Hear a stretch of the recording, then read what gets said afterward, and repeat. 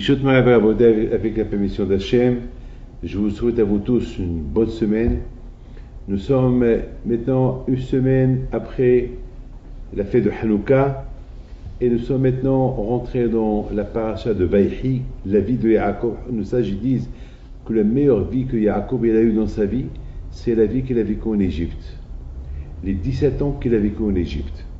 Donc maintenant nous allons essayer de, bien sûr, et on peut imaginer que Yaakov Avinu alav shalom, cette belle vie qu'il a eue, c'est quoi cette belle vie qu'il a eue exactement en Égypte? C'est quoi? Il faut savoir une chose que nous avons déjà expliqué plusieurs fois que Yaakov Avinu, c'était le symbole de la Torah, c'était le symbole du travail, c'était le symbole de la perfection, c'était le symbole de servir Hachem avec enthousiasme, sans relâche. Alors, comment on peut dire que la plus belle vie qu'il a eue, Yaakov Avinu, c'était une vie de tranquillité, c'était en Égypte.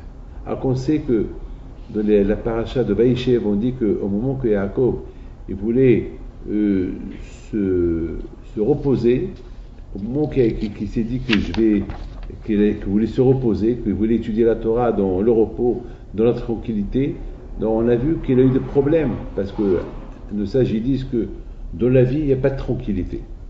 Dans la vie, vous savez, celui qui cherche les problèmes reste tranquille. Voilà, c'est tout ce que je vous dis. Et dans la vie, il faut toujours être agité, il faut toujours travailler, il faut toujours faire quelque chose, il faut toujours y avoir quelque chose à faire. Donc au moment que Yaakov Avinu a voulu étudier la Torah dans la tranquillité, il a commencé à avoir des problèmes. Alors comment peut-on expliquer que maintenant, pendant les 17 ans en Égypte, parce que l'Égypte, c'est l'Égypte, c'est l'endroit le plus impur du monde, que là-bas il a eu les meilleurs moments de sa vie? Mes amis, il faut savoir une chose, que dans la paracha précédente, on voit que Yaakov Avinu, avant qu'il est parti en Égypte, il a envoyé Yehuda pour lui préparer des centres d'études. Et vous savez très bien que Yaakov il a eu peur d'une seule chose. Il a dit que si maintenant je descends en Égypte, et une fois que je descends en Égypte, je vais commencer à chercher un endroit où je vais mettre les enfants à étudier la Torah, entre-temps, ils peuvent se relâcher de l'étude de la Torah. Moi j'imagine, Yaakov Avinu pendant pendant tout le chemin de la terre de Canaan jusqu'à l'Égypte, bien sûr qu'il a enseigné la Torah à ses enfants. Comme c'est écrit dans la Torah, qu'il faut toujours que les parents enseignent la Torah à leurs enfants, que ce soit à la maison, que ce soit avant qu'ils vont se coucher, que ce soit lorsqu'ils sont dans le chemin, lorsqu'ils voyagent. Ça, c'est le rôle des parents. À 100%, c'est ce qu'il a fait avec ses enfants pendant ce chemin, tout le chemin jusqu'à ce qu'ils sont arrivés en Égypte. Donc Yaakov a eu peur, il s'est dit, le temps que j'arrive en Égypte et je cherche un endroit où je vais bâtir une yeshiva, entre-temps mes enfants, ils vont se relâcher de la Torah. Et le fait que les Égyptiens, ils vont savoir que c'est la famille de Yosef le roi, donc ils vont être un peu attachés à eux, ils vont commencer à les fréquenter. Et puis là, vous savez, le tsar est très fort. Le tsar, il a toujours des occupations à la personne justement pour ne pas étudier la Torah. Donc vraiment, ils vont se relâcher. Donc Yaakov Avinu, avant qu'il est descendu en Égypte, déjà il a préparé Yehuda. Allez, Yehuda, va chercher un endroit pour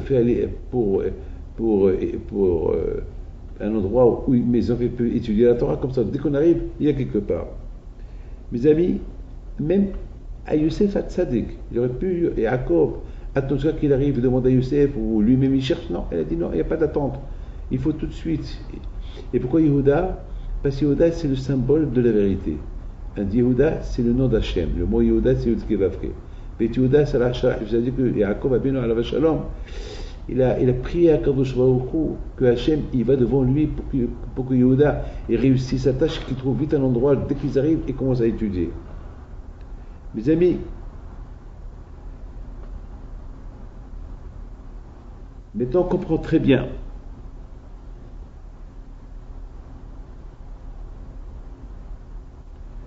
que Yosef Hatzadik alav shalom, il a dit à son père, papa, lorsque tu viens ici, je te donne la terre de Goshen. La terre de Goshen, c'était une terre vierge, une terre qui n'a jamais été habitée, une terre que Pharaon il avait donnée à Sarah et Méno il y a quelques centaines d'années. Et Youssef, il a dit à son père, papa, cet endroit-là, il est à vous. Là-bas, vous pouvez étudier la Torah là-bas, tranquillement.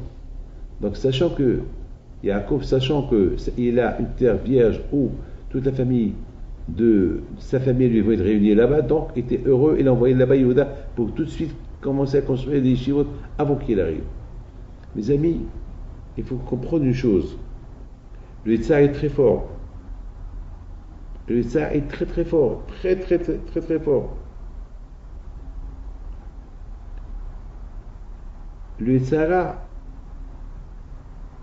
lorsqu'il commence à voir quelqu'un qui commence à se relâcher la Torah, tout de suite, il tombe sur lui. D'ailleurs, on voit lorsqu'un homme il commence à faire teshuvah, le Yitzhak ne lâche pas, il tombe sur lui. Beaucoup de fois, ça m'arrive. Au moment que je vais étudier, le téléphone n'arrête pas. Au moment que je vais étudier, ma femme me demande, David, donne-moi ça, donne-moi ça, donne-moi ça. Ve'et Yehuda shalach ilfanav leorot. Yaakov Abinu al Bashan. C'est quoi ve'et?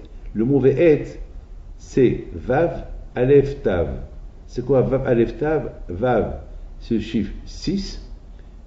L'homme a été créé le 6e jour. Aleph, Tav, c'est quoi? C'est les 22 alphabétiques, de Aleph jusqu'à Tav, les 22. Ça veut dire que Yaakov Abinu alav shalom, il a envoyé Yehuda devant lui pour qu'il lui prépare tout de suite un endroit où ses enfants ils puissent étudier la Torah, qu'elle est composée des 22 lettres. Parce que c'est le but de la création de l'homme. Le but de la création de Adam, le vendredi, c'est pour pouvoir étudier la Torah. C'est tout. Étudier la Torah, respecter Hachem, bien sûr. Ve'et Yehuda shalach livana. Yehuda, c'est le nom d'Hachem. C'est-à-dire que Yaakov Abinu dit Yehuda, n'aie pas peur, toi tu vas. Et Hachem, il va aller devant toi. N'aie pas peur, rien que va. Rien que va. Mes amis, mettons qu'on comprend très très bien que c'était ça la plus belle vie qu'il a eue, Yaakov Abinu, en Égypte. La belle vie que Yaakov Abinu il a eue en Égypte, c'est pas une vie de tranquillité, c'est une vie de satisfaction. Il a vu que la yeshiva, ils sont remplis. Les 600 000 enfants, petits-enfants qu'il avait, ils étaient tous Eretz Goshen, ils étaient tous dans la Torah. Qu'est-ce qu'il pouvait vouloir de plus, Yaakov Abinu? Qu'est-ce qu'un papa il veut? Qu'est-ce qu'un papa il cherche? Un papa il cherche que ses enfants ils sont dans la Torah. Voilà vous imaginez quelqu'un qui quitte ce monde-là et ses enfants ils ne sont pas dans la Torah. La première chose qu'on lui pose là-haut, la question, dis-moi, qu'est-ce que tu as laissé en bas? Il va leur dire quoi? J'ai laissé des affaires. Mais si là-haut, ça ne les intéresse pas les affaires. Là-haut, ça les intéresse. Est-ce que tu as accompli ta mission dans l'autre monde? Notre mission, ce n'est pas de travailler, manger, dormir, prendre des vacances. Notre mission, c'est de servir le bon Dieu. C'est ça notre mission. L'une des premières questions qu'on pose, c'est est-ce que tu as laissé quelque chose en bas? Ça veut dire, tu as fait des Torah, mitzvot, tu as laissé des enfants qui suivent ton chemin. Oui. Parce que là-haut, on va te dire, où sont tes enfants? Eh bien, vous allez voir de là-haut, vous n'allez pas les trouver, parce qu'ils ne sont pas dans le chemin de la Torah, ils sont invisibles de là-haut. Mais s'ils sont dans le chemin de la Torah, ils sont visibles.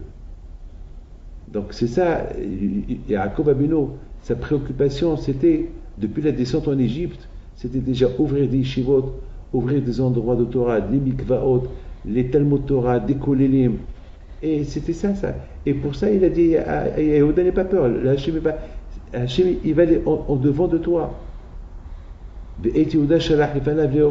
D'un côté, Yaakov, il a l'espoir que Hachem il va aller devant lui pour préparer le terrain, et de l'autre côté, surtout que mettons Hachem, il a donné la parole à Yaakov, il a dit Yaakov, n'aie pas peur, tu descends en Égypte, je descends avec toi et je te ramène, et je vous ramène tous plus tard à rentrer en Israël. Donc il avait une garantie à Yaakov que Hachem allait le protéger. Donc maintenant, pour que Hachem il te protège, il faut que toi aussi tu veux être protégé. Hachem, j'ai toujours dit une phrase suivante.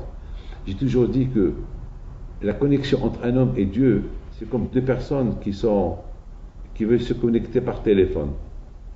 Alors, j'allume mon téléphone. Si ton téléphone il est branché, il peut répondre. Mais s'il n'est pas branché, il ne peut pas répondre. Vous savez que le téléphone d'Hachem est toujours, il n'est pas occupé, est toujours ouvert. Sinon qu'on est toujours occupé, toujours le bon Dieu il nous appelle, nous toujours on est occupé. Akash Baruch il est là. Hachem il attend uniquement que nous on appelle. Dès qu'on appelle, il répond. Son téléphone Hachem il est branché pour chacun. Dès que tu appelles Hachem, il te répond tout de suite. Mais c'est à toi de répondre si Hachem il t'appelle. Hachem, il est là, il veut. Donc Yaakov Abinu alav shalom, ayant la promesse d'Hachem, il a dit à Yehuda, allez, tu avances. Avance, ouvre, Hachem, il va aller devant toi, pour ouvrir des shivot, là-bas où ils vont étudier la Torah, qui est le but de la création de l'homme, le vendredi, de Aleph Atav. Et voilà, et c'est ce qui s'est passé. Donc, ça, c'est la plus belle vie que Yaakov Abinu. Il est allé en Égypte, voir toute sa famille dans la Torah, et surtout, il voit ses deux petits-enfants, les enfants de Yosef, qui n'ont pas grandi avec lui, et qui ont grandi dans un endroit le plus impur du monde, et ils sont restés des grands tzadikim. Qu'est-ce que vous voulez? C'était sa plus grande satisfaction. Donc, c'était pas une tranquillité qu'il avait en Égypte, Yaakov Abinu, plutôt, il avait une satisfaction. Vous savez, quelqu'un qui étudie la Torah et qui comprend bien la Torah, c'est une satisfaction personnelle. Moi, par exemple, beaucoup de fois, je me casse la tête pour comprendre quelque chose, et lorsque je la comprends, je suis heureux que je l'ai compris. Vous savez très bien que je me trouve à Miami, et je suis dans un immeuble au 9e étage. C'est un ami qui m'a prêté son appartement, et puis là, je suis là pour donner des cours de Torah. Bon, chef, ne croyez pas que je suis là en vacances, je suis là vraiment du travail du matin au soir. Et là, en face de moi, il y a un grand immeuble qui est en train de se faire construire. Ça fait une semaine que je les suis. Ça fait une semaine que je vois comment ils ont commencé les fondations. Ils sont une centaine d'ouvriers, nuit et jour, non-stop. Et chaque heure, chaque 2 heures, je vois des événements, je vois des changements. Alors, même Shabbat, ils ont travaillé. Vraiment, ça n'arrête pas. Et chaque jour, chaque moment, je vois des changements. Et je commence à réfléchir. Et à chaque endroit de l'immeuble, c'est une grande surface. Je crois que chaque maison, c'est des 1000 mètres carrés, ou 1500 mètres. C'est des surfaces énormes, énormes, énormes. Et il paraît que chaque appartement coûte 25 millions de dollars. Il y a à partir de 5 millions de dollars jusqu'à 25 millions de dollars. C'est la folie. On dirait que ces immeubles-là, ils sont faits en or. Mais je suis en train de surveiller, je vois. On dirait que je fais le chef, vous savez, le chef des travaux. Je surveille, je supervise qu'est-ce qu'ils font tout le temps. Et je vois, et ce qui m'a le plus impressionné, c'est de voir comment chaque endroit est monte. Là où il y a les ascenseurs, là où il y a le lobby, c'est de la folie. Et chaque groupe et son travail. Chacun il s'occupe. Et oui, le béton, il y a une centaine de camions de béton qui viennent, ils font couler le béton. Vous savez, c'est inimaginable comment ça va avec une allure extraordinaire. C'est tout est pris, on dirait, tout est minuté pour ne pas trop perdre de temps. J'ai commencé à réfléchir, j'ai dit, c'est ça l'homme. L'homme au départ, lorsqu'il est né, il faut les fondations, il faut l'éducation, il faut lui donner la Torah. Et voilà. Et au fur et à mesure, il va monter, soit qu'il va devenir une gratte-ciel. Et après, c'est des finitions. Et après, vous savez, cet immeuble-là, même, c'est pas fini. Même s'il faut le finir, après, c'est les finitions. Après, il faut la fourniture. Après, il faut raccoler l'électricité. C'est ça l'homme. L'homme, il y a les oreilles, il y a le nez, il y a la bouche, il y a les pieds, il y a les mains, il y a le cœur. Vous savez, l'homme, c'est une ville, comme dit Shlomo Amelach. Shlomo Amelach dit qu'un être humain, un homme, c'est comme une ville dans son corps. Et chaque compartiment, c'est un monde. Et il n'y a que la Torah. Il n'y a qu'à la Torah pour diriger le nez, ne pas sentir qu'il ne faut pas sentir, diriger les yeux, ne pas voir ce qu'il ne faut pas voir, diriger la bouche, dire ce qu'il faut dire, ne pas dire ce qu'il ne faut pas dire, diriger les pieds, là où il faut aller, là où il ne faut pas y aller. C'est de la folie, c'est de la folie. Beaucoup des fois, on a les tentations de voir des choses qui ne sont pas bien, et bon, Hachem, on pense à la Torah et on ne voit pas. Mes amis, c'est ça la joie qu'il avait à Yaakov. la joie qu'avait Yaakov de voir ses enfants, ses petits-enfants, grandir comme cet immeuble-là, comme ce gratte-ciel que je suis en train de vous dire, qu'il montre au fur et à mesure. Et c'est ça, il voit ses enfants et ses petits-enfants qui grandissent, qui grandissent, qui grandissent. Et bien sûr, avec la supervision des Shevatim, de Yaakov Abinu. Et voilà, c'est ça, mes amis, que chacun de nous, il doit retenir. Vous savez, dans la Hanouka, on parle des miracles, on dit Ananissim Apokam.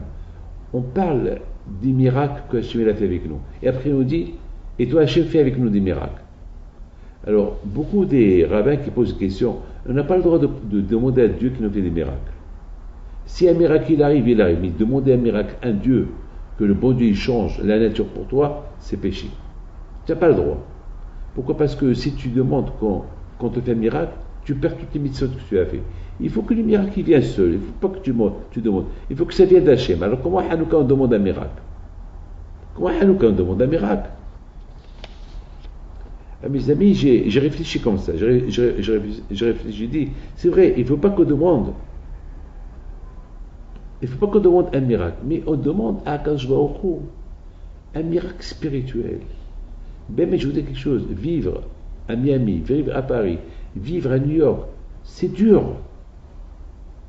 Vous savez, tout le miracle de Hanouka, c'était, à part le miracle militaire qu'il y a eu, que les Hashmonis ont gagné une grande armée, mais il y avait ce qu'on appelle le miracle spirituel. Il y avait le miracle spirituel que les Juifs, qui presque ils sont assimilés, avec le miracle de Hanouka, la lumière de Hanouka, elle a nettoyé, et la lumière, elle est rentrée dans leur tête, et elle a nettoyé tous les cerveaux des Juifs. C'est un miracle. Imaginez quelqu'un qui est athée, soudainement il est plus athée. Moi je vois, je connais pas mal des gens qui étaient athées, et pour petite histoire, ils ont fait une grande échouva. Eh bien, les Juifs à l'époque, donc les Juifs, ils ont vu ces miracles que Hachem a fait avec les Hashmonaïm, des milliers, des centaines de milliers de soldats contre une poignée de Hashmonaïm, ils les ont gagnés. Alors, on voyait ce miracle-là, ils ont dit, il n'y a que Dieu. Alors, avec la lumière de Hanouka, avec le shemen, l'huile qui est restée allumée 8 jours, ça a nettoyé tous les cerveaux juifs. Donc, les Hashmonaïm, ils ont compris que pourquoi ne pas réveiller ce miracle-là chaque année? C'est-à-dire que chaque année, on allume la Hanouka pour se rappeler le miracle qui s'est passé à la période de Hanouka entre les Grecs et les Hashmonaïm. Et lorsque on réveille ce miracle-là, alors les Hanouka qu'on va allumer, et va nettoyer tous les obstacles qu'on peut avoir dans la tête. Et nettoyer le cerveau des mauvaises choses que nous avons dans la tête.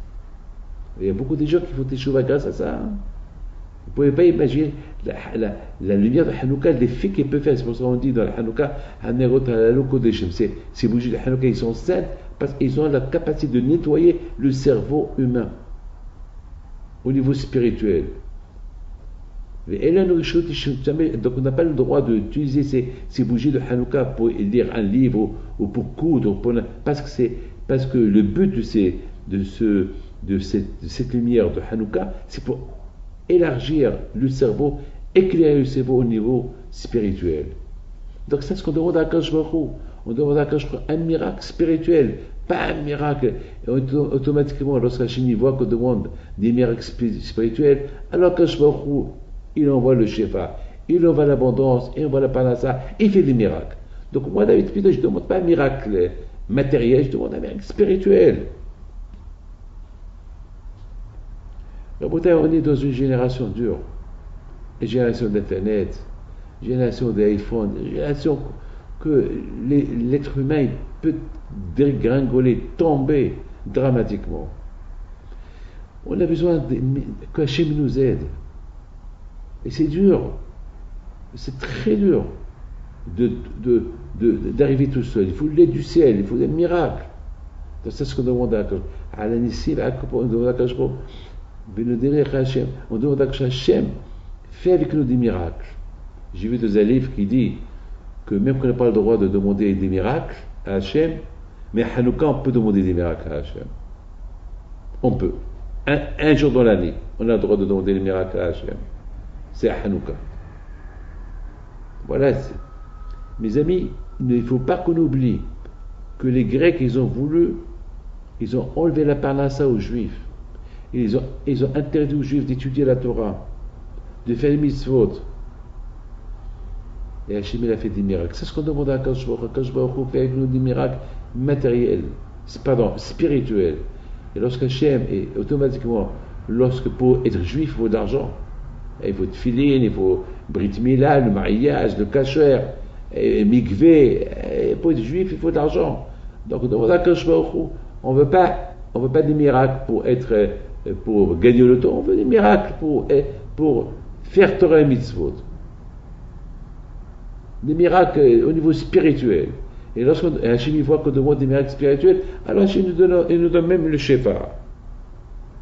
C'est-à-dire que l'abondance matérielle, elle vient en même temps avec l'abondance spirituelle.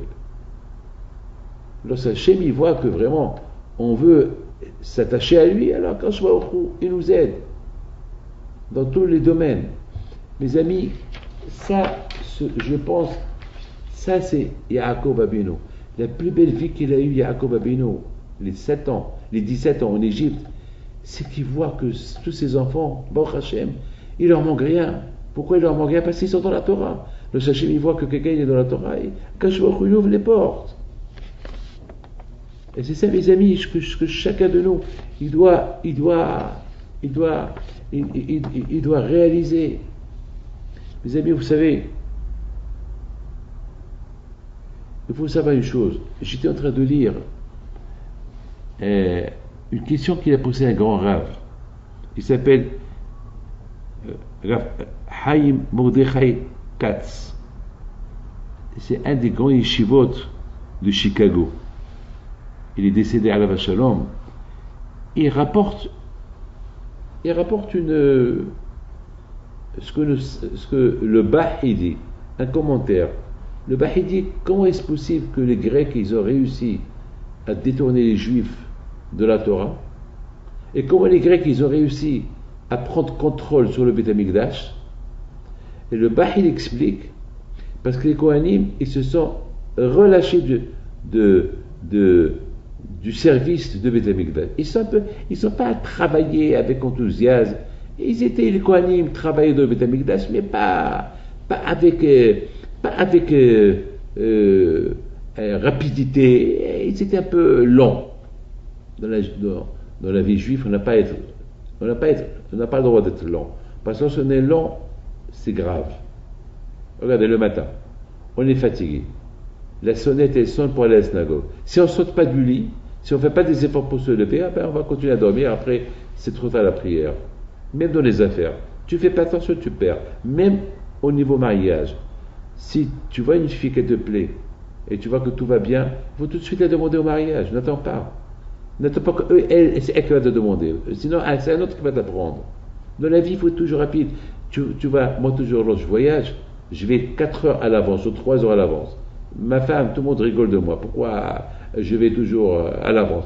Parce que je préfère être à l'avance que j'arrive en retard et je rate mon avion. Je préfère, moi toujours j'aime prendre les choses à l'avance. Même des cours de Torah, je prépare 4-5 à l'avance. Toujours je suis en avance. Donc, le Bah, Alav Shalom, le Bet Hadash, le Bah, il a fait un grand commentaire sur le Shulchan Aruch. Il pose une question. Il dit, bon, alors, maintenant, c'est ce qu'il dit, pardon. Il dit que pourquoi les Juifs, pourquoi les Grecs ont un contrôle sur le temple, ils ont éteint la menorah, ils ont détruit l'autel de sacrifice, ils ont souillé le Beth Amikdash, c'est parce que les Kohanim, ils se sont relâchés du travail. Alors, le Rav Chaim Mordechai Katz pose une belle question. Il dit, Besséder, d'accord, ils se sont relâchés du travail, les Kohanim se sont relâchés du travail, mais quand même, ils travaillaient. Alors, pourquoi le bon Dieu les a punis que les Grecs qui sont rentrés, ils ont complètement arrêté? Attends, c'est-à-dire, quelqu'un qui donne la tzedaka, bon, il est milliardaire, il n'a pas donné 1 milliard, d'accord, il n'a pas donné, il est milliardaire, il n'a pas donné $100 000, d'accord, il a donné $1 000. Ça va, mais $1000 c'est Dakar. C'est vrai, il aurait pu donner, je sais pas quoi, 10%, mais ça va, il a donné 1000. Par exemple, quelqu'un qui devait acheter à sa femme un cadeau d'anniversaire.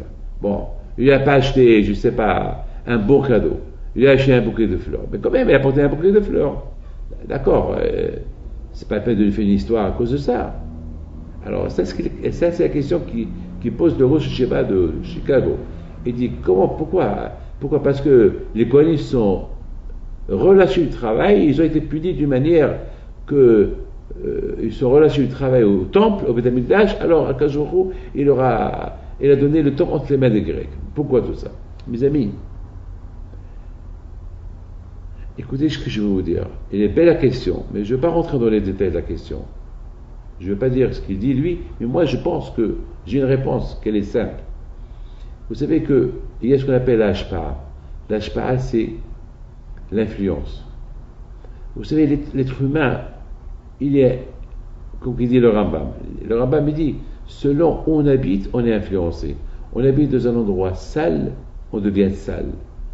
On habite dans un endroit qui sont propres, on est propre. On habite dans un endroit qui sont gentils, on est gentil. On est dans un endroit qui sont méchants, on est méchant. On est dans un endroit que tout le monde est religieux, on est religieux. On est dans un endroit que tout le monde n'est pas religieux, automatiquement, l'habitude, il va faire, à force de voir les religieux, nous aussi on se relâche. Voilà, ici à Miami par exemple, il y a des endroits qui sont propres, il y a des endroits qui ne sont pas propres, mais bien sûr, il y a quelqu'un qui vient m'annoncer qu'il va habiter tel endroit que je sais que c'est pas propre. Je dis, mon fils, c'est dangereux pour toi là-bas. C'est pas bien. Ça, ce qui s'est passé, cette histoire, elle s'est passée il y a quelques années. Hier, je l'ai vu, je ne l'ai pas reconnu. Je l'ai pas, il y a le coucou avec des boucles d'oreilles, j'ai pas reconnu. Je dis, mais attends, avec des tatouages. Et en plus, il donne la drogue. Je dis, c'est quoi ça? Ben, Rabbi David, j'habite tel et tel endroit. Je dis, mais je t'avais dit, n'habite pas là-bas. Bon, mettons Rabbi David, et en plus, l'extra, il a le sida. Et voilà. Il a le sida. Ben, maintenant, il est dans tous ses états, c'est pas dans tous ses états. Bon, avec les deux dieux, je prie pour lui, mais je lui dis qu'il déménage. Je lui dis que j'ai commencé à l'aider à. Bon, j'espère qu'il va m'écouter, les conseils que je lui ai donnés. Mes amis, le Beth Amikdash, c'est un endroit d'influence. Tout ce qui se passe à Beth Amikdash, les Juifs, ils vont 3 fois dans l'année au temple à l'époque pour s'influencer de la sainteté de l'endroit.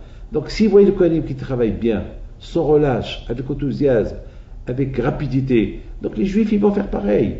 Mais s'ils voient les Kohanim assis, chacun, ils travaillent doucement, ils s'arrêtent, ils fument une cigarette, et ils font n'importe quoi, eh bien, eux, ils ont été la cause. Le fait qu'ils ont travaillé avec relâchement, ils ont été la cause que les Juifs, ils ont appris d'eux, ils se sont relâchés aussi. Donc, c'est la raison pourquoi les Grecs, ils ont pris contre non seulement le Beth Amikdash, mais ils ont pris aussi contrôle sur les Bnei Israël. Ils ont réussi presque à assimiler tous les Juifs. Pourquoi? Parce que déjà les Juifs, ils étaient déjà faibles dans le service d'Hachem. Et qui était la cause? Les Hashmonaïm. Les Kohanim, qui travaillent dans le Beth Amikdash. Donc c'est ça la bataille. C'est la raison pourquoi. C'est la raison pourquoi, c'est la raison pourquoi on voit que une fois qu'il y a eu la guerre entre les Hashmonaïm et les Grecs, la première chose que les Hashmonaïm ont fait, ils sont venus au Beth Amikdash parce qu'ils ont compris que les Juifs, pourquoi ils se sont relâchés du judaïsme? Parce qu'ils ont été influencés des Kohanim qui travaillaient dans le Beth Amikdash avec relâchement, pas avec rapidité, avec atzlut, ils étaient très avec fainéants, ils étaient fainéants. Donc tout de suite, les Hashmonaïm, ils ont voulu remettre de l'ordre. Ils sont venus au Beth Amikdash, ils ont commencé à travailler, ils ont commencé à nettoyer, ils ont commencé à travailler dans le Beth Amikdash. C'était ça pour que les Juifs ils comprennent que c'est à cause de ça que les Grecs ils ont pris contrôle sur le temple et sur eux. Maintenant, il faut réparer. La réparer, c'est maintenant.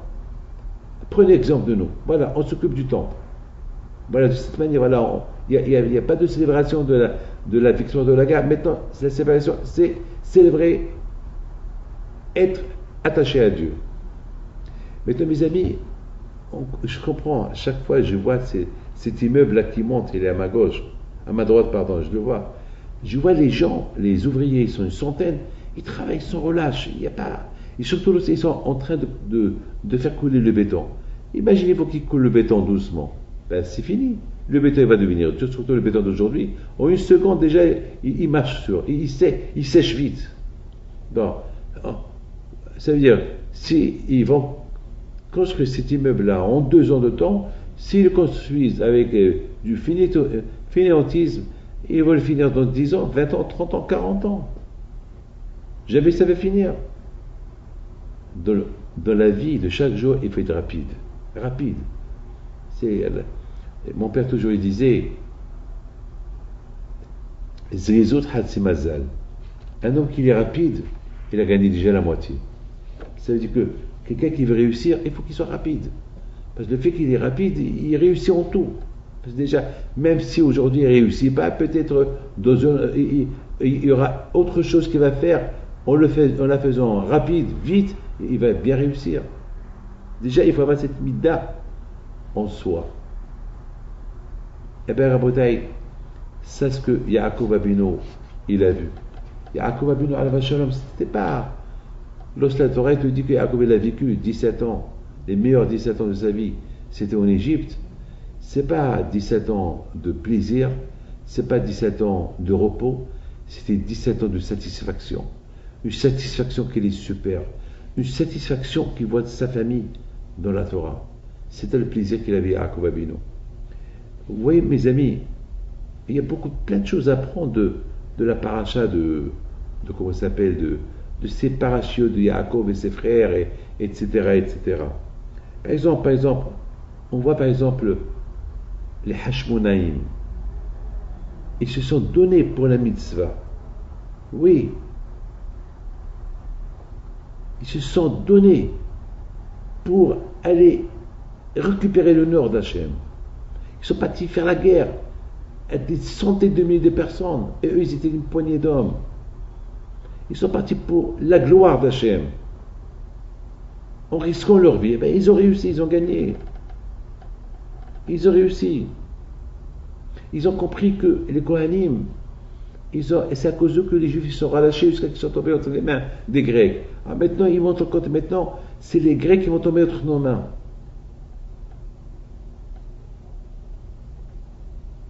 C'est tout. Par exemple, on voit par exemple Youssef Hatzadik qui était le symbole de la Torah. Il n'a pas voulu faire honte à ses frères. Il ne s'est pas dévoilé tout de suite à eux. Tout de suite, il a voulu que eux, ils s'attachent un peu à lui. Il les a fait souffrir. Déjà, il y a eu des discussions, plein de discussions. C'est pas à la provision. Ah, salut, c'est moi Youssef, votre frère. Non, il a fait semblant qu'il ne les connaît pas. Eux, déjà, ils ne l'ont pas reconnu. Alors lui, il a fait semblant qu'il ne le connaît pas. Déjà, il a commencé à... Et après, il a voulu voir jusqu'à est-ce qu'ils ont changé, est-ce qu'ils ont fait des teshuva pour la vente de Youssef. Et finalement, il a vu que Bémet, ses frères, ils étaient prêts à donner leur vie pour Binyamin, son frère. Youssef Hatzadik, il aurait pu annuler, il aurait pu quand même, s'il voulait aller chez, une fois que Youssef est devenu roi, il aurait pu envoyer des messagers à Yaakov et dire papa, bon voilà, je me dévoile, je suis roi en Égypte. Viens. Il aurait pu faire ça. Non, il n'a pas fait. Pourquoi il n'a pas fait? Parce que Yaakov et Youssef Hatzadik, il n'a pas voulu trahir ses frères. Il a dit mes frères m'ont vendu, il faut qu'il y ait une rencontre naturelle. Il faut qu'on fasse la paix dans un endroit neutre, sans que je leur fasse la honte. Il ne faut pas que je leur fasse honte. Déjà, il faut... Écoutez bien ce que je vais vous dire. Imaginez-vous deux personnes qui se disputent. Et les deux ils sont en colère l'un contre l'autre.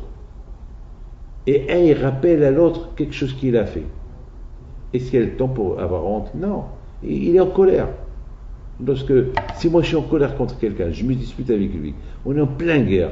Alors ce monsieur-là qui s'y fait, alors qu'est-ce que moi je vais faire maintenant moi pour, soi-disant, pour affaiblir ses arguments? Je vais le faire honte avec quelque chose qu'il m'a fait au passé. L'autre, il ne va même pas faire cas de moi. Pourquoi? Parce que parce qu'ils sont en pleine guerre. Youssef Hatzadik, alav shalom, si tout de suite il leur dit je suis Youssef, la première fois qu'il les a rencontrés, c'est je suis Youssef, ben, ils vont avoir une grande, même ils vont mourir de la honte. Mais Youssef Hatzadik, il n'a rien fait.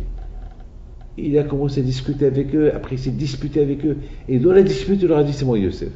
Donc quand même ils ont eu un peu honte, mais pas une grande honte. Il a réduit la honte. Et je vous dis à ma parole d'honneur, je vous dis quelque chose. Ça m'est arrivé une fois. Il y avait une fois quelqu'un que, vous savez, il m'a fait beaucoup de mal. Et après un jour,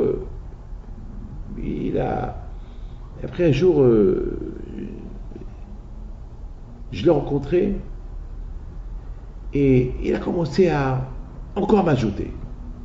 Ah, j'ai commencé à lui expliquer. À un moment donné, je suis énervé sur lui. Et il n'était pas prêt à m'écouter. À un moment donné, je lui dis, rappelle-toi, je t'ai aidé une fois, tu as fait ça et ça et ça et ça. Il me regarde, il me dit, alors? Et après, il a dit, ah. Mais au départ, déjà, il a dit, alors? Après, ah. Mais déjà, la honte a été réduite. Et là, il s'est calmé et on a fait la paix. Ça arrive. Donc, regardez Youssef Hatzadik, comment il était tzaddik.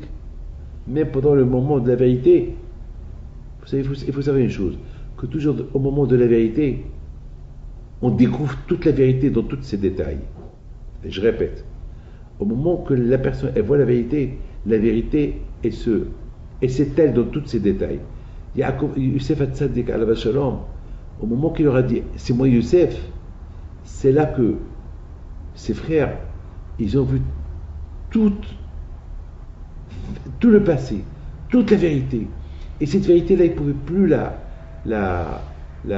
mettre de côté. C'est fini. Ils ne pouvaient plus répondre. Vous savez, Hakam me disent, lorsque l'homme quitte ce monde, il arrive chez le bon Dieu. Et l'autre monde, c'est le monde de la vérité. Et là-bas, Hachem lui dit, c'est moi Hachem. Vous savez quelle honte. Alors beaucoup des fois, on a fait des missoutes ici, on ne les a pas fait bien, on les a pas fait avec rapidité, on les a fait avec beaucoup de fainéantisme, on les a fait en dormant, mais pour manger, on est bien réveillé, pour travailler, on est bien réveillé, pour prendre l'avion, on est bien réveillé, pour gagner de l'argent, on est bien réveillé, pour Hachem, on est à moitié endormi. Quand je peux nous dit. Alors, et surtout là, on découvre la vraie vérité. On n'a plus rien à faire. On est dans un, on est embarrassé, un embarrassement, on ne peut pas imaginer. Imaginez-vous, lorsque Youssef, il a dit à ses frères, c'est moi Youssef. Voilà, toute la vérité, elle est là. Imaginez-vous comment, la honte qu'ils avaient. Mes amis,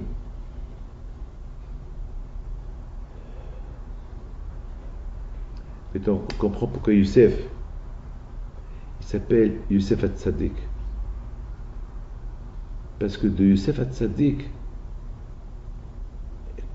il a tout fait pour ne pas faire honte à ses frères. Il avait tous les droits de leur faire honte. Il avait toutes les raisons pour leur faire honte. Pour leur faire du mal. Pour leur rembourser tout ce qu'ils lui ont fait. Il n'a rien fait. Il a accepté le joug de Dieu. Il a dit non. Tout ce qu'ils m'ont fait, c'est Hachem qui a voulu. C'est pour ça qu'on l'appelle Youssef Hatzadik. On l'appelle Tzadik, parce que même en Égypte, il a éduqué ses deux enfants dans la Torah qui sont devenus deux Shvatim. Mes amis, vous comprenez, parce que toute la vie de Youssef, c'était, il servait Youssef du nom, Youssef, il ajoute, sans relâche. Et j'ai vu ce matin dans un livre, et Baruch Hashem, que j'ai dit aussi pareil, que Youssef Hatzadik, même lorsqu'il était esclave, c'est écrit qu'il est venu, même qu'il était esclave, c'est écrit qu'il est venu étudier la Torah. Voilà, c'est écrit comme ça. C'est écrit comme ça. Bayabo habaita la asot melarto. Youssef, il est venu faire son travail. Ils expliquent, je pense que c'est le Hafez Haïm alav shalom, qu'il explique que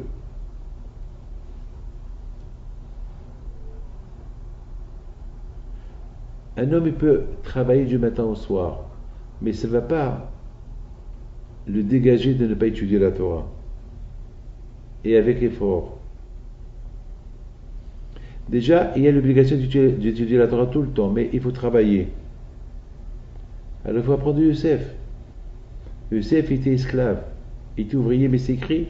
Vayabo, Youssef. Vayabo, Habaïta ala Asot Melartu, il est venu faire son travail. C'est écrit dans Bereshit.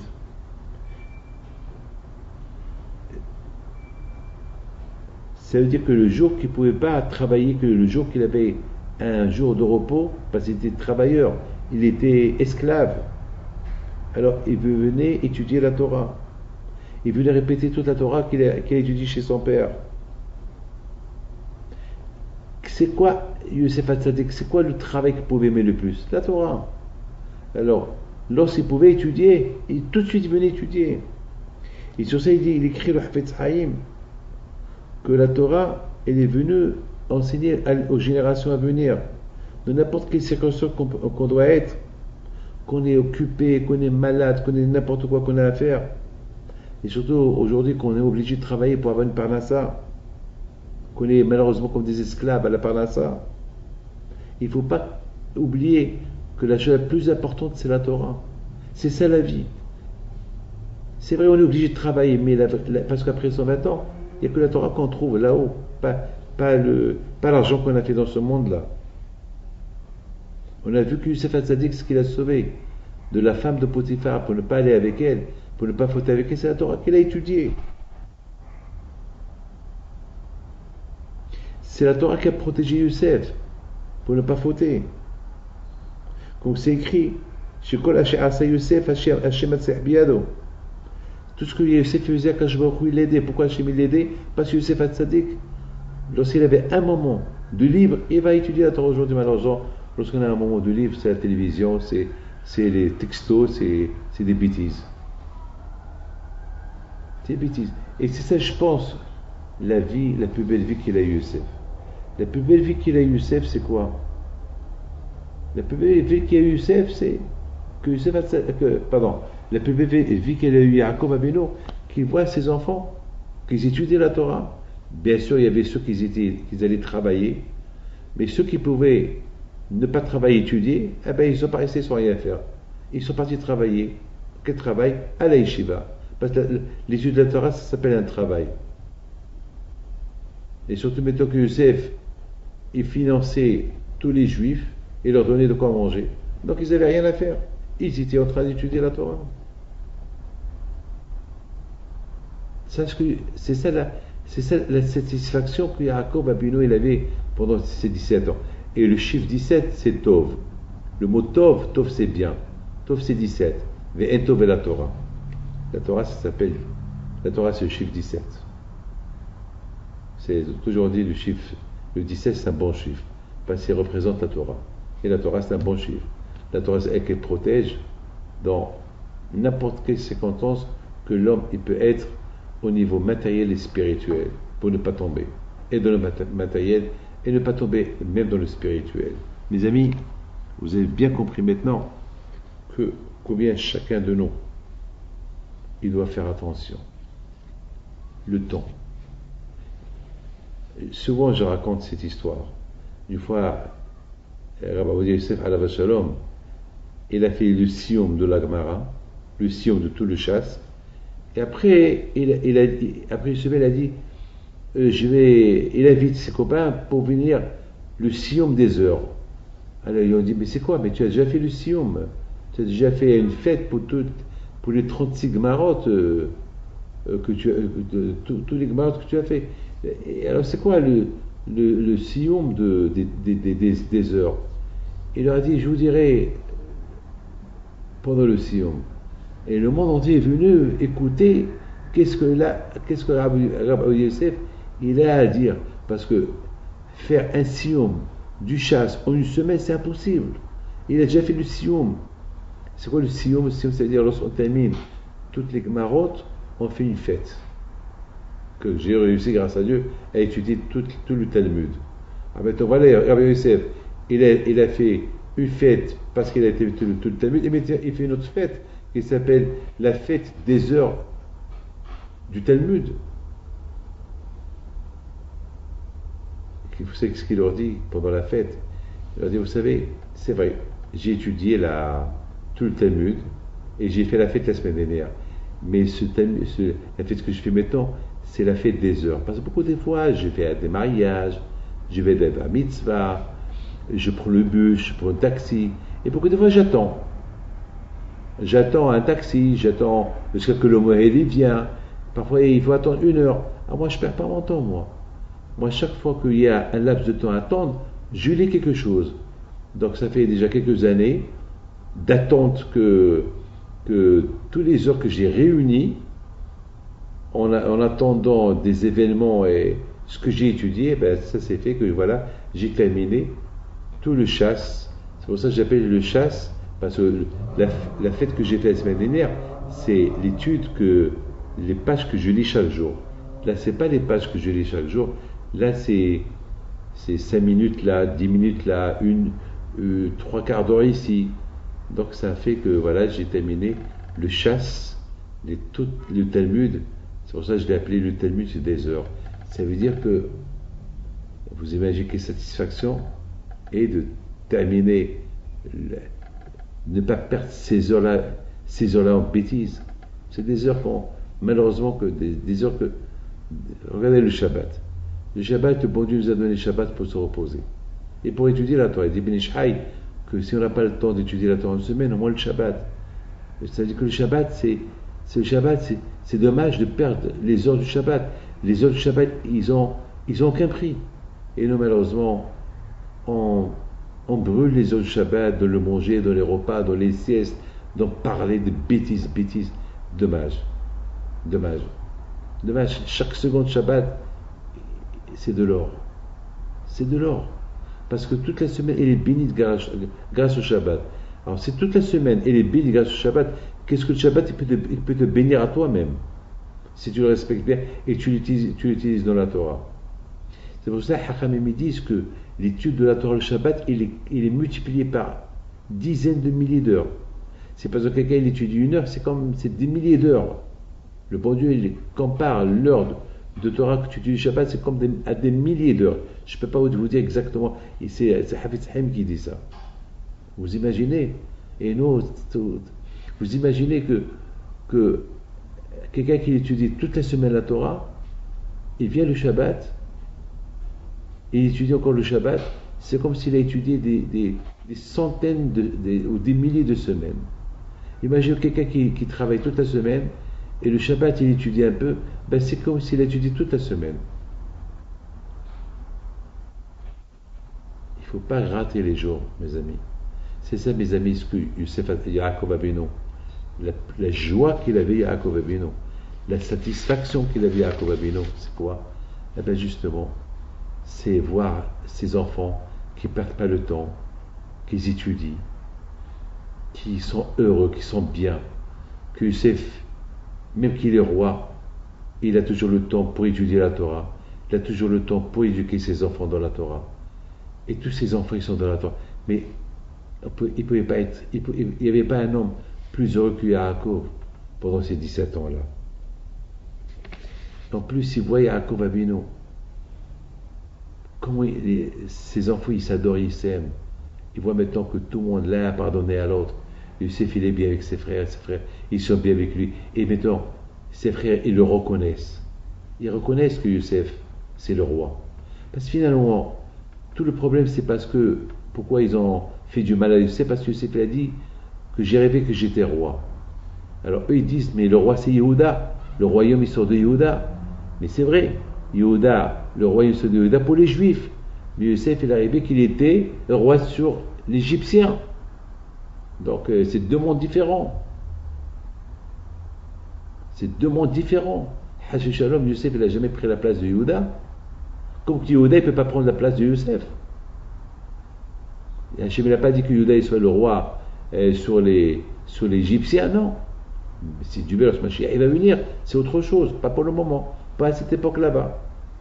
Mes amis, voilà, avec l'aide de Akadosh Baruch Hu, J'espère, B'ez Hashem, qu'on a bien compris. Et surtout, je termine avec une seule phrase. Yaakov Abinu alav Hashem, il a vu les jeunes. Ces jeunes-là. Les jeunes, les enfants de Youssef. Ça, c'est important, ça. Ces jeunes enfants de Youssef qui ont grandi en Égypte, qui sont tzadikim. Ça, c'est extraordinaire, ça. Vivre dans un endroit où il n'y a pas de Torah, être dans la Torah, ça, c'est quelque chose d'inimaginable. Vous imaginez quelle influence ça a donné à tous les Juifs à cette époque-là. Tous les Juifs qui voient Ephraim et Ménaché, les enfants de Youssef, qui ont grandi en Égypte, et qui sont en Égypte, qui sont égyptiens, et qui sont tzadikim. Aïe, aïe, aïe, aïe. Quelle influence ça a dû donner à tout le peuple d'Israël de l'époque. Parce que Youssef Hatzadik, il avait un problème.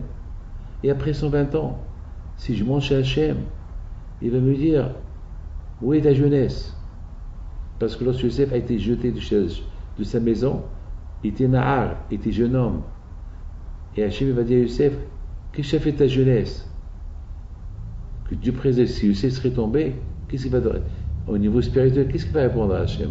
Il va répondre à Hachem, ma jeunesse, eh ben, j'ai sacrifié ma jeunesse à te servir en Égypte. Ah, comment je peux aller chez Hachem sans ma jeunesse? C'est vrai, peut-être j'ai fait teshuva à ma vieillesse et ma jeunesse. Il faut faire attention que si au moins nous, notre jeunesse était pourrie, au moins qu'on éduque bien nos enfants pour que la jeunesse ne soit pas pourrie. Au moins que nous, on donne à nos enfants l'exemple que leur jeunesse, qu'on apprend de notre jeunesse à nous. Sinon, on n'a pas eu une bonne jeunesse dans la Torah, eh bien, au moins qu'on la donne à nos enfants. Parce que comment on peut dire, parce qu'il y a ces doubles sens, ces doubles tranchants que Dieu préserve, on risque de dire, Hachem peut nous dire deux choses. Où est ta jeunesse? Qu'est-ce que tu as fait avec? Ou bien aussi il va te dire, et tes enfants, les jeunes hommes que tu as laissés là en bas, qu'est-ce qu'ils deviennent? Qu'est-ce que tu leur as donné? Donc, et ma jeunesse, elle est pourrie, et j'ai pourri la jeunesse de mes enfants parce que je leur ai pas donné une bonne éducation. Mais Rabotai, chez Youssef, ce n'était pas le cas. Il a supervisé sa jeunesse, même en Égypte, lorsqu'il était avec les Rechaïm, il est resté un tzaddik, il s'est occupé de ses enfants, qu'ils étaient jeunes, jusqu'à qu'ils ont grandi, et ils sont devenus shvatim. Voilà mes amis, ce qu'on peut apprendre de ces parachutes, et que Akash Baruch Hu, il nous aide à progresser dans la Torah Keneratson, et que jamais on n'aura honte, Be'ezat Hashem, et qu'on soit comme cet immeuble-là, qui grandit, que chaque jour je le vois grandir, et grandir, et je vois comment il faut attention à chaque détail, et le soir, je vois des techniciens qui viennent réparer certains détails qui ont été mal faits, et c'est comme ça, quelqu'un qui ne s'occupe pas de soi-même, qui répare un peu sa vie, et que Hachem y fasse, moi personnellement, de cet immeuble-là que je vois élevé chaque jour, et tout ce qui se passe là, ça me donne je suis inspiré que moi, David Pinto, pour que j'arrive un jour à être un gratte-ciel parfait, eh bien, il faut que je me travaille bien. Je travaille mes pieds, je travaille ma tête, je travaille mes oreilles, je travaille mon nez, je travaille mes yeux, ma bouche, à la perfection, pour qu'un jour, si Dieu veut, je serai un bon gratte-ciel, comme c'est écrit que Yaakov Abinu, il avait un rêve. Il avait l'échelle qui était posée par terre et sa tête, elle arrivait là-haut. C'est-à-dire que pour arriver là-haut, il faut avoir les pieds, il faut avoir des fondations. Sans fondation, on ne peut jamais arriver là-haut. Pour arriver là-haut, pour arriver à être un bon juif, il faut que mes pieds soient sur terre et que déjà les fondations soient solides. Si les fondations ne sont pas solides, l'immeuble ne va pas être solide. Si l'homme, s'il ne fait pas attention à sa fondation, à ses fonds de la Emouna et la Torah, donc il peut être un immeuble en papier, un tigre en papier qui vaut rien du tout. Mes amis, que Dieu protège mes Kazan, bonne semaine et bien sûr happy de soir avec vous à mes Kazan. Et encore une fois, Hachem Yishmor, que Dieu protège, amen.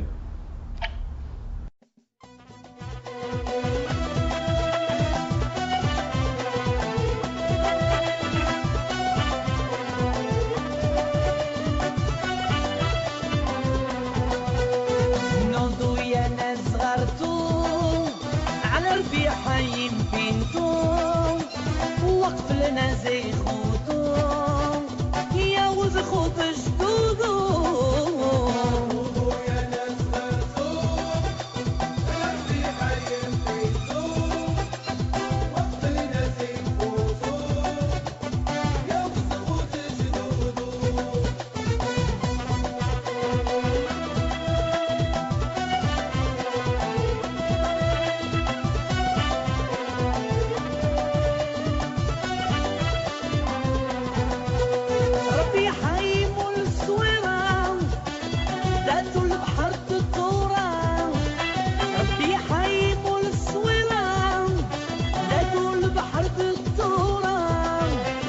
كتجي ناس كثيرة فرحهم يا سيدي قولوا يا ناس مرزوق ربي حي فيكم وقتنا زي خوتو يا وسخوت جدودو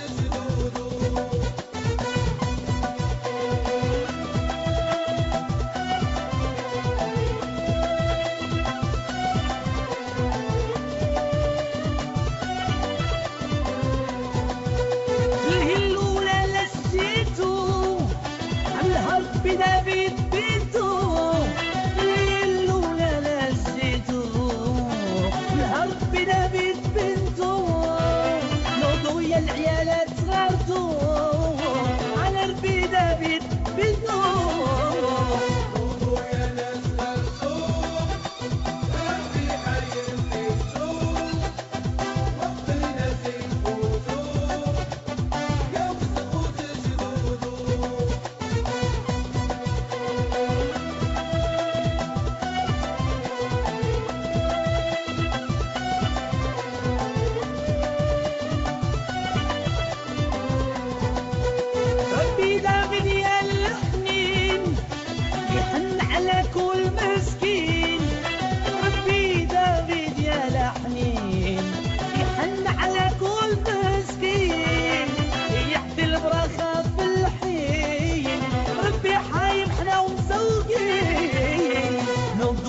ناس صغرتو على ربي حايم فينتو وقفلنا زي خوتو يا وسخوت جدودو ايهو مبروك علينا هاد البداية مازال ايهو مبروك علينا هاد البداية مازال ايهو مبروك علينا هاد البداية مازال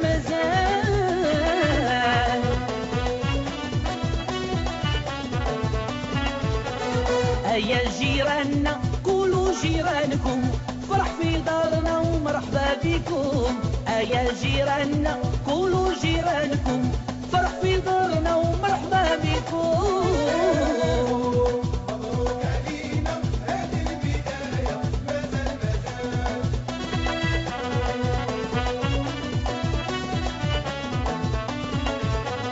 ايهو مبروك عليك هاد الهلولة مازال ايهو مبروك علينا هاد الهلولة مازال هو جاي دوينا هو جاي دوينا يفرحنا يباركنا يعفو علينا يزوجنا يداوينا